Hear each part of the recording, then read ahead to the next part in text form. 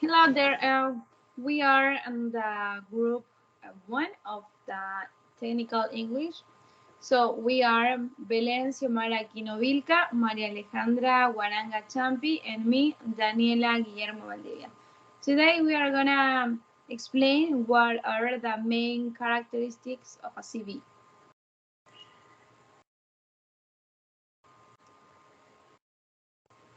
Okay, we start with simple present. The simple present tense is employed in a sentence to represent an action or event that takes place or just happening in the given context at the present moment. The simple present is also called as the present indefinite tense. For example, if we want to form a positive sentence, what we need? A subject, plus verb in the base form or third person plural form. Example, she looks beautiful. In negative sentence, subject plus don't or doesn't plus verb in the base form or third person plural form. The example is, you do not look beautiful. Interrogative sentence, do or does plus subject plus verb. How is the example? Do you look beautiful? Next, past tense and days. The past tense form of a verb, as the term suggests, can be used to speak about or represent an event or action that already happened in the past. One important point to have to keep in mind is the number of verbs when used in the past tense do not follow the general rule that is adding ed to the end of the verb to form the past tense. Totally different to simple present, past tense have many types. For example, simple past tense used to indicate an action or event that happened in the past. The example is Nathan met me at the park. How is confirmed? Subject plus verb plus ed or verb in the past tense plus the complement. Then past continuous tense used to depict an action or event that was continuing in the past. For example, it was raining. How is confirmed? Subject plus helping verb was or were plus main verb plus ing and the complement of the sentence.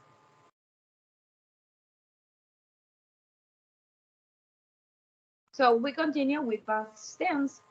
Past perfect tense, used to represent an event or action that happened in the past before another event or action that happened in the past.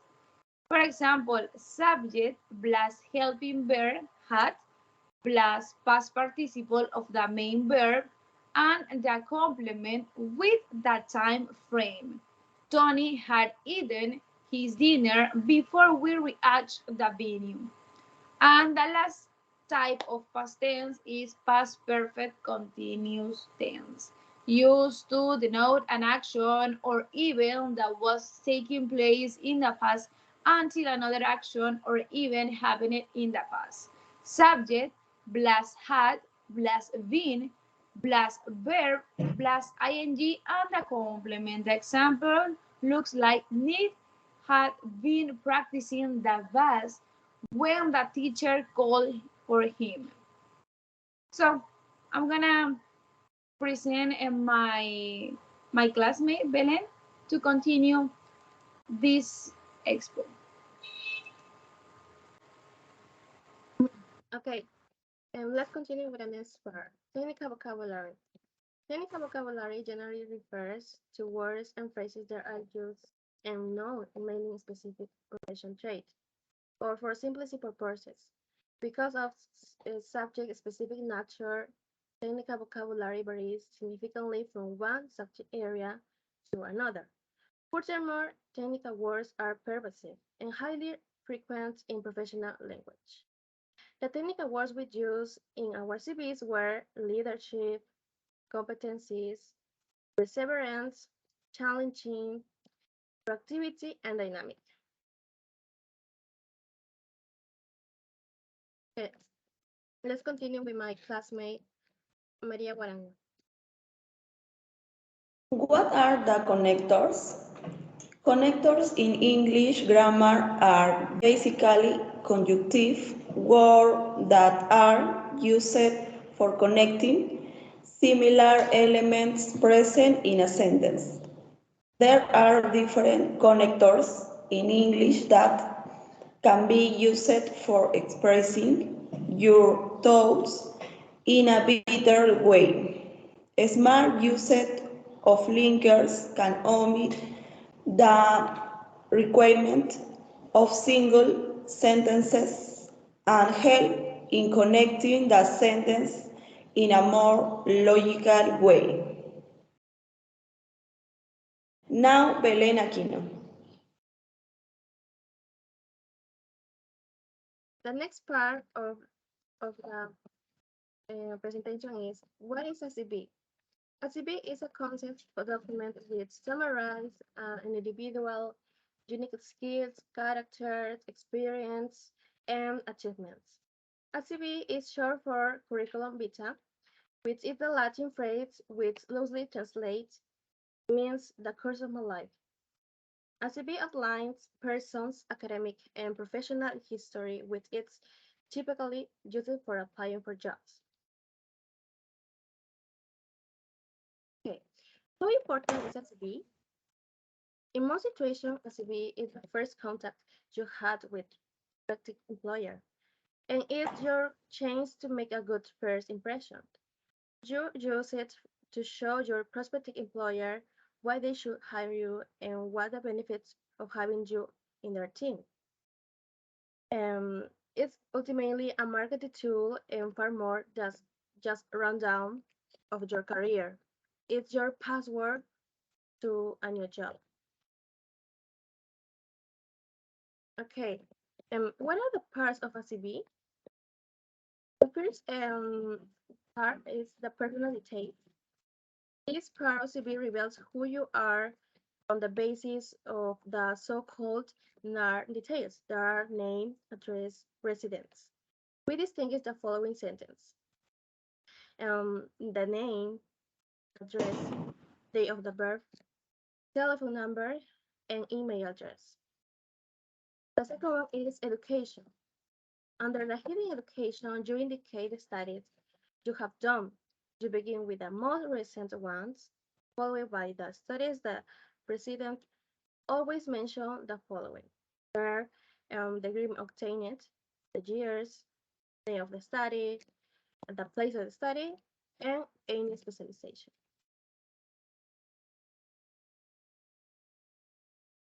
Okay. Work experience.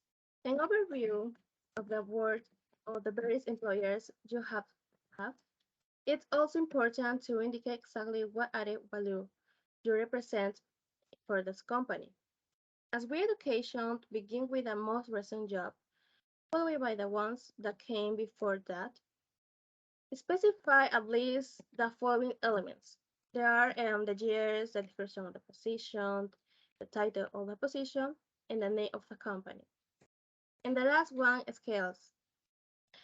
The part about skills goes into more details of your specific qualities.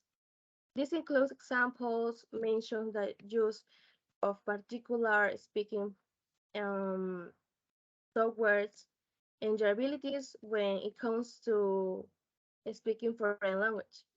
It's also possible here to mention competencies that you believe you have.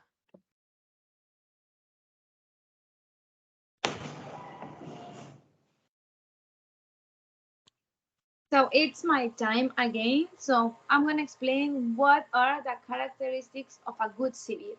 First, simplicity. A CV must be easy to read. An employer who reviews perhaps dozens of resume reviews will not necessarily have the patience, time, or willingness to figure out the right way to read and evaluate bombastic or cryptic resume. Then, visual appeal. An initial requirement of a good CV is that it should be attractive to the eye, organized, structured, entertaining, The chaotic, the ornate, or decorative that transmit a feeling different from what is required should be avoided. Professionalism, courage, methodologically. Then I'm gonna explain you the next part of the good characteristic of a good CV. So, veracity. This is a vital principle. Everything that appears in the CV must be true and must be verifiable. It does not make sense to affirm talents that you don't have, refer experience that you didn't have, or positions that were not held. Since then, you can easily prove the lie in a personal interview. Second, originality. A successful resume must take into account the personality of its creator. The common templates and format are useful to get an idea or have a guide, but deep down the way of approaching the CV itself already say a lot about the applicant.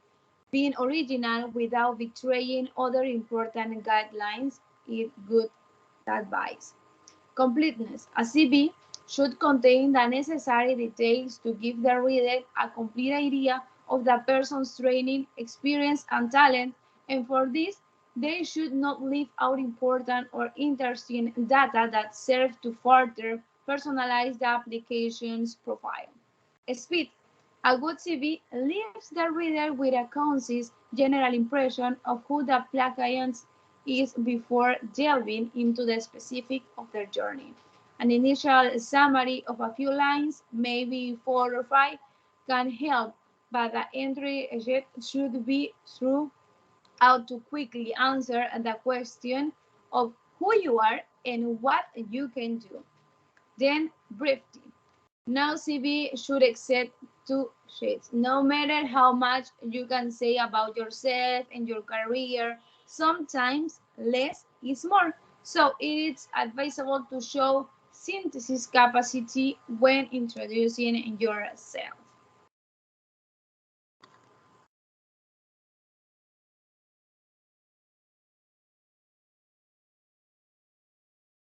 Is it necessary to include every work experience? Although the work experience section is of great interest to recruiters, it's not necessary to include of all the information in a CV. In fact, listing all your work experience is not always beneficial, as some of it may not be relevant to the job you are seeking.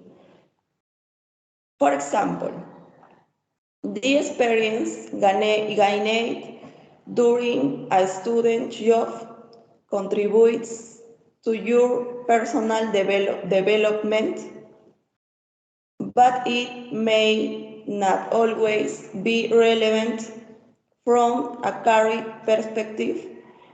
In this case, rather than mentioning the student job, it makes for sense to mention the skill developed during the work.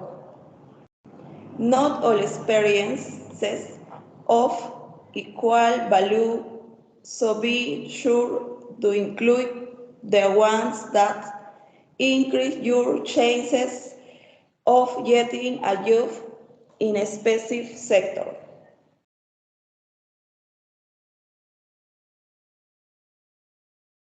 A CV should include a personal pictures.